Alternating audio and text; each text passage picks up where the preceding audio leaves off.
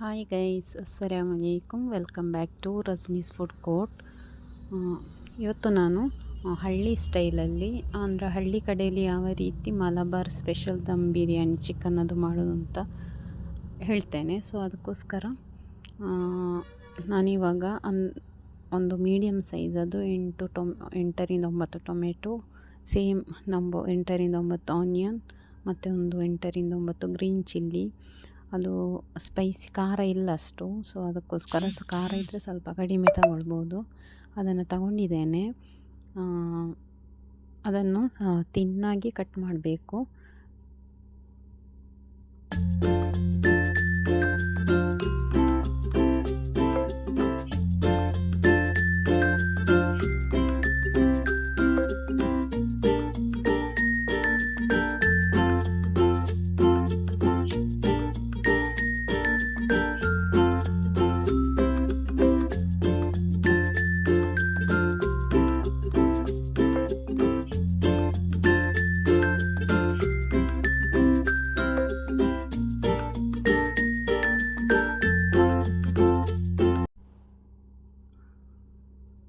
ತುಂಬ ಈಸಿಯಾಗಿ ಮಾಡ್ಬೋದು.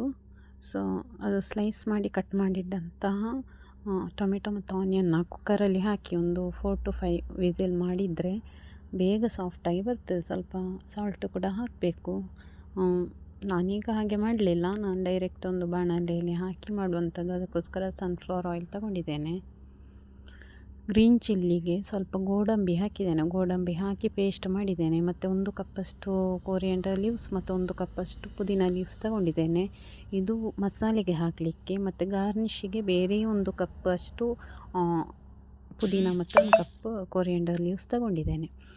ಸೊ ಈಗ ಒಂದು ಬಾಣಲೆಯಲ್ಲಿ ಸನ್ಫ್ಲವರ್ ಆಯಿಲನ್ನು ಹಾಕಿದ್ದೇನೆ. ಹಾಕಿ ನಾವು ಆಲ್ರೆಡಿ ಕಟ್ ಮಾಡಿಟ್ಟಂತಹ ಆನಿಯನ್ ಇದೆ ಅಲ್ವಾ, ಅದರಿಂದ ಒಂದು 1/4 ಭಾಗದಷ್ಟು ಆನಿಯನ್ ತಗೊಂಡು ಡೀಪ್ ಫ್ರೈ ಮಾಡಿದ್ದೇನೆ. ಒಂದು ಸ್ವಲ್ಪ ಗೋಲ್ಡನ್ ಕಲರ್ ಬರುವ ತನಕ ಫ್ರೈ ಮಾಡಿದ್ದೇನೆ.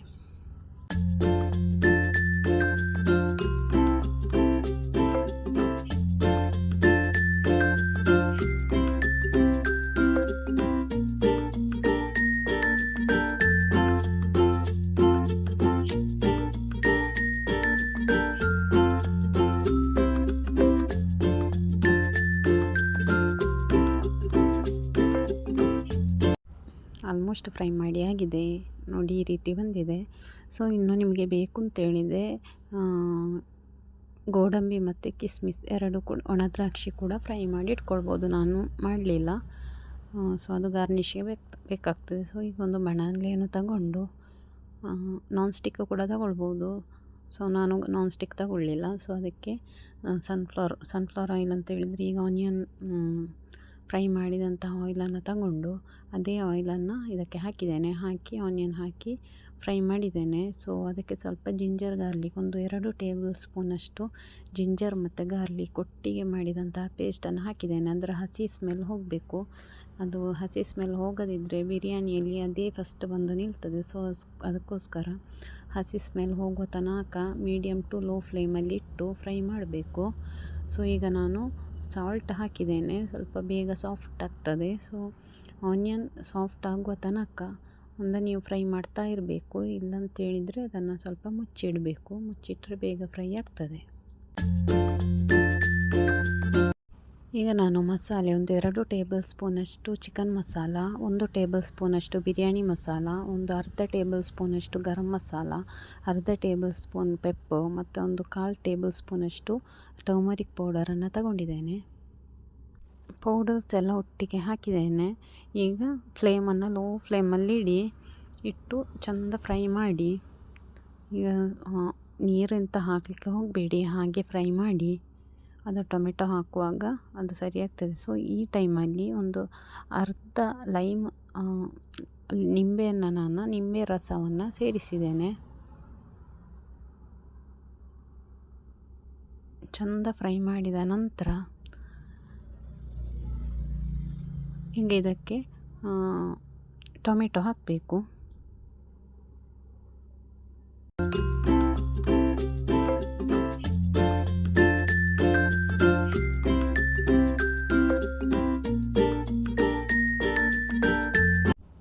ಈಗ ನಾವು ಕಾಯಿ ಮೆಣಸು ಮತ್ತು ಗೋಡಂಬಿ, ಸ್ವಲ್ಪ ಗೋಡಂಬಿ ಹಾಕಿರುವಂಥದ್ದು, ಅದನ್ನು ಕ್ರಷ್ ಮಾಡಿರುವಂಥದ್ದು, ಅದನ್ನು ನಾನು ಈಗ ಸೇರಿಸ್ತೇನೆ. ಸೇರಿಸಿ ಚೆಂದ ಫ್ರೈ ಮಾಡಬೇಕು. ಅದು ಗ್ರೀನ್ ಚಿಲ್ಲಿಯದ್ದು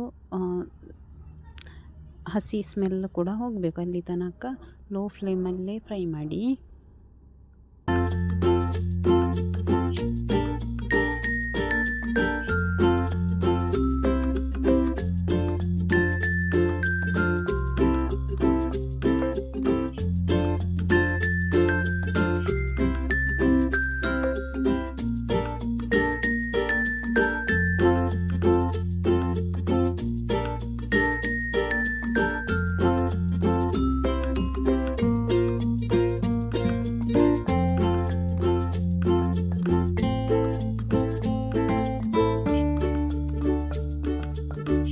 ಗ್ರೀನ್ ಚಿಲ್ಲಿ ಕ್ರಷ್ ಹಾಕಿದ ನಂತರ ಟೊಮೆಟೊ ಹಾಕಿರುವಂಥದ್ದು. ಈಗ ಅದು ಸಾಫ್ಟ್ ಆಗುವ ತನಕ ವೆಯ್ಟ್ ಮಾಡಿ, ಅದನ್ನು ಮುಚ್ಚಿಡಿ. ಮುಚ್ಚಿಟ್ಟಾಗ ಬೇಗ ಸಾಫ್ಟ್ ಆಗ್ತದೆ. ಸೊ ಈಗ ನಾನು ಆ ಮಸಾಲೆಯನ್ನು ಎಲ್ಲ ಮಸಾಲೆ ಹಾಗೆ ತಗೊಳ್ಳಿಲ್ಲ. ಇದರಲ್ಲಿ ಫ್ರೈ ಮಾಡಿದ ನಂತರ ಸಾಫ್ಟ್ ಆದ ನಂತರ ಒಂದು ಅರ್ಧ ಮಸಾಲೆಯನ್ನು ತಗೊಂಡು ಅದನ್ನು ನಾನು ಮಿಕ್ಸಿಯಲ್ಲಿ ಹಾಕಿ ಬ್ಲೆಂಡ್ ಮಾಡಿದ್ದೇನೆ.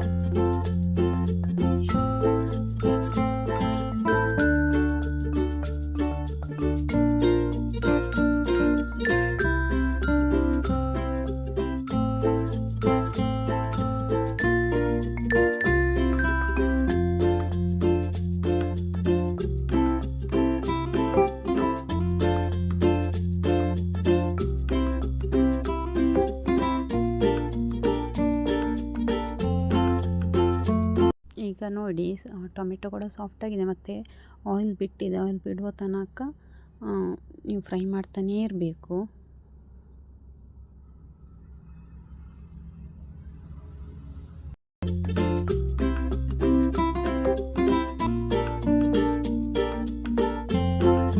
ಈಗ ಕಟ್ ಮಾಡಿದಂತಹ ಕೊರಿಯಾಂಡರ್ ಲೀವ್ಸ್ ಮತ್ತು ಪುದೀನ ಲೀವ್ಸ್ ಎರಡನ್ನು ಕೂಡ ಹಾಕಿ ಮಿಕ್ಸ್ ಮಾಡಿದ್ದೇನೆ.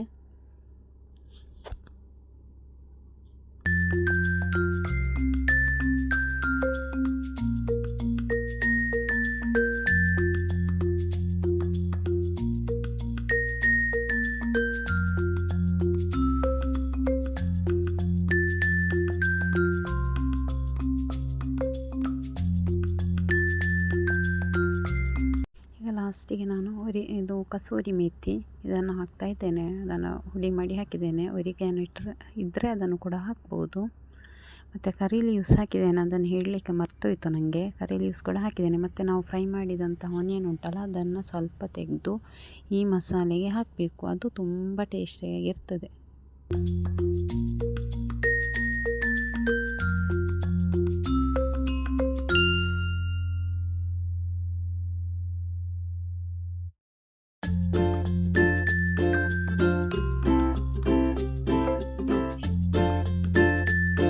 ಈಗ ನಾನು ಚಿಕನನ್ನು ಮ್ಯಾರಿನೇಟ್ ಮಾಡಲಿಕ್ಕೆ 1 ಕಪ್ಪಷ್ಟು ಮೊಸರು, ಒಂದು tablespoon red chilli powder, ಮತ್ತು ಅರ್ಧ tablespoon garam masala, 1/4 tablespoon turmeric powder, 1 tablespoon ginger garlic paste, ಮತ್ತು ಒಂದು ಸ್ವಲ್ಪ ಪೆಪ್ಪರ್ ಹಾಕಿ ಮತ್ತು ಸಾಲ್ಟ್ ಹಾಕಿ ಒಂದು ಲೆಮನನ್ನು ಹಾಕಿದ್ದೇನೆ. ಹಾಕಿ ಲೆಮನ್ನದು ರಸ ಹಾಕಿ ಅದನ್ನು ಮ್ಯಾರಿನೇಟ್ ಮಾಡಲಿಕ್ಕೆ ಇಟ್ಟಿದ್ದೇನೆ. ಸೊ ಅದು 1 ರಿಂದ 2 ಗಂಟೆ ಇಟ್ಟರೆ ತುಂಬ ಟೇಸ್ಟ್, ಇಲ್ಲದಿದ್ದರೆ ಅರ್ಧ ಗಂಟೆ ಇಟ್ಟರೂ ಸಾಕು. ಹಾಗೆ ಮಾಡಿ ಇಟ್ಟಿದ್ದೇನೆ.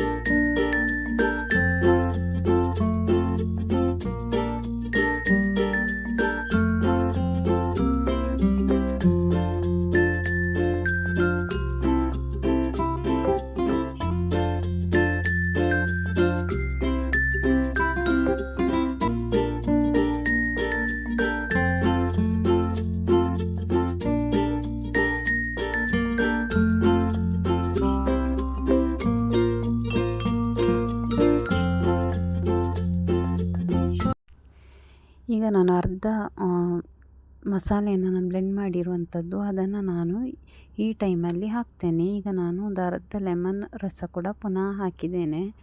ಹಾಕಿ ಚೆಂದ ಮಿಕ್ಸ್ ಮಾಡಿ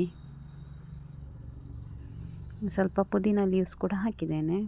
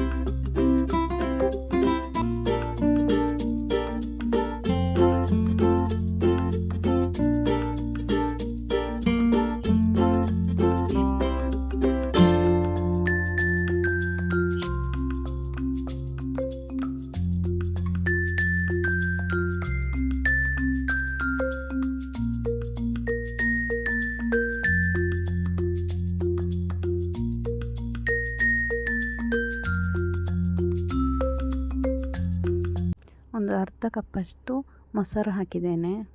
ಅದು ಹುಳಿ ಇದ್ದರೆ ಅರ್ಧ ಕಪ್ ಹಾಕಿ, ಇಲ್ಲದಿದ್ದರೆ 1 ಕಪ್ ಹಾಕಿ ಎಲ್ಲ ಕೂಡ ಒಟ್ಟಿಗೆ ಮಿಕ್ಸ್ ಮಾಡಿ.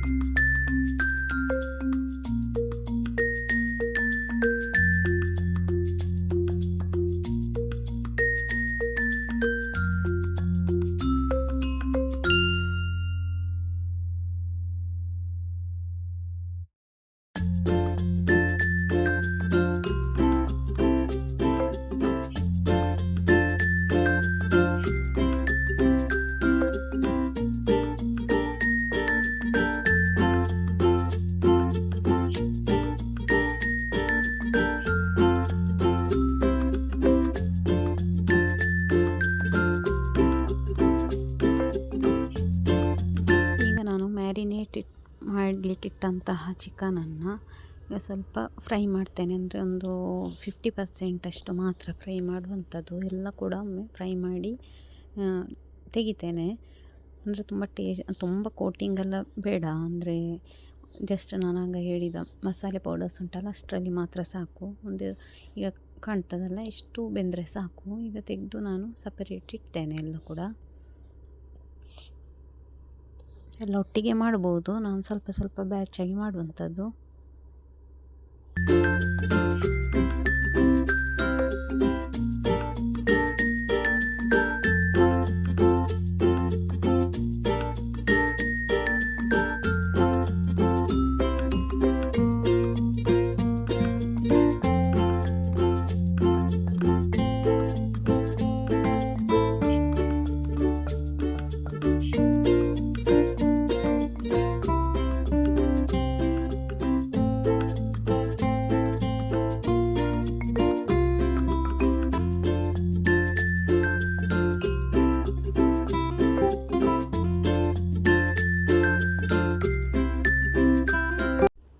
ನೋಡಿ ಈ ರೀತಿ ಫ್ರೈ ಮಾಡಿದ್ದೇನೆ. ಈಗ ಇದನ್ನು ಮಸಾಲೆಗೆ ಹಾಕಿ ಎಲ್ಲ ಒಟ್ಟಿಗೆ ಮಿಕ್ಸ್ ಮಾಡಬೇಕು.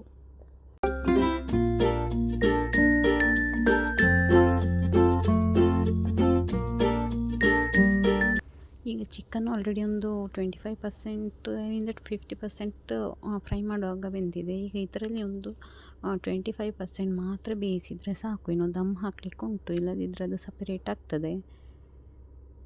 ಸೊ ಅಲ್ಲಿ ಸ್ವಲ್ಪ ಮಿಕ್ಸ್ ಮಾಡಿ ಒಂದು ಲೋ ಫ್ಲೇಮಲ್ಲಿ ಬೇಯಲಿಕ್ಕಿಡಿ.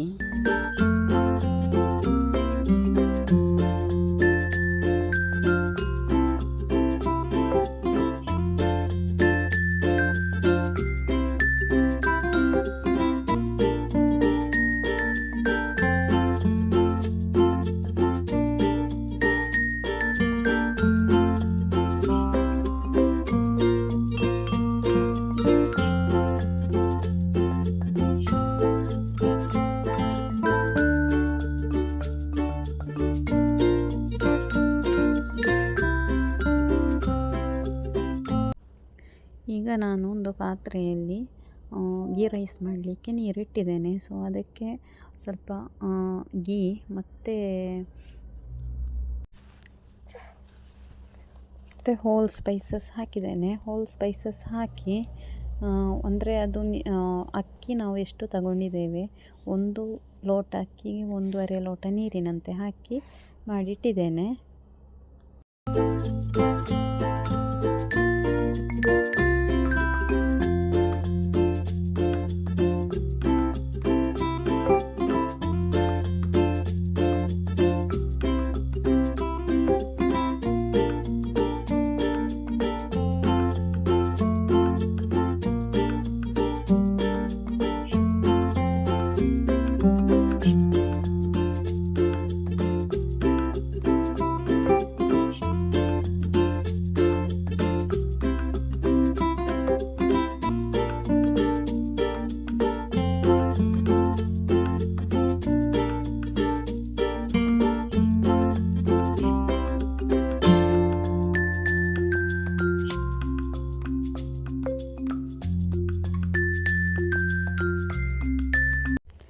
ಗೀ ರೈಸ್ ಕೂಡ ಹಾಗೆ ಒಂದು 90% ಬೇಯಿಸಿದ್ದು.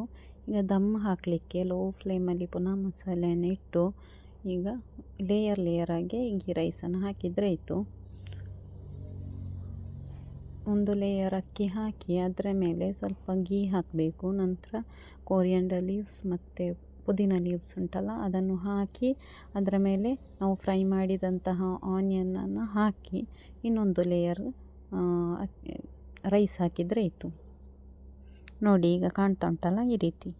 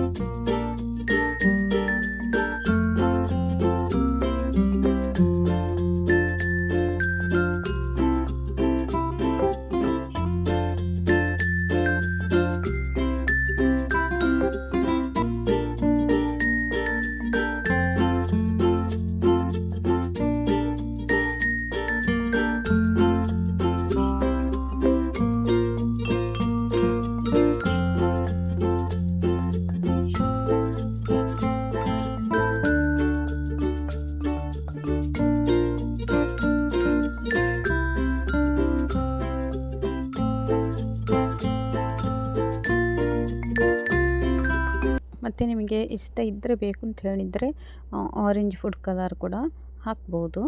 ನಾನು ಮಾತ್ರ ಹಾಕಲಿಲ್ಲ. ನನ್ನ ಚಾನೆಲ್ ಇದುವರೆಗೆ ಸಬ್ಸ್ಕ್ರೈಬ್ ಮಾಡದೆ ನೋಡುವರಿದ್ದರೆ ದಯವಿಟ್ಟೊಂದು ಸಬ್ಸ್ಕ್ರೈಬ್ ಮಾಡಿ, ಮತ್ತು ಇಷ್ಟ ಆದರೆ ಲೈಕ್ ಮಾಡಿ, ಮತ್ತು ನಿಮ್ಮ ಫ್ರೆಂಡ್ಸ್ ಮತ್ತು ಫ್ಯಾಮಿಲಿಗೆ ಶೇರ್ ಮಾಡಲಿಕ್ಕೆ ಮರಿಬೇಡಿ.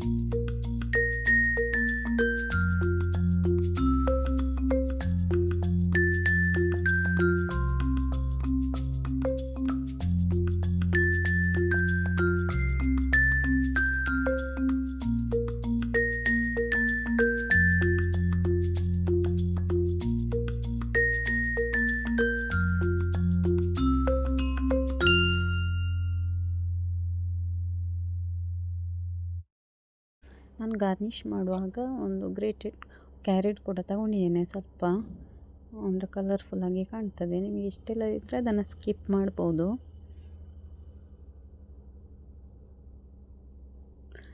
ಈ ರೀತಿ ಒಮ್ಮೆ ಮಾಡಿ ನೋಡಿ, ಕಮೆಂಟ್ ಮಾಡಿ. Thank you.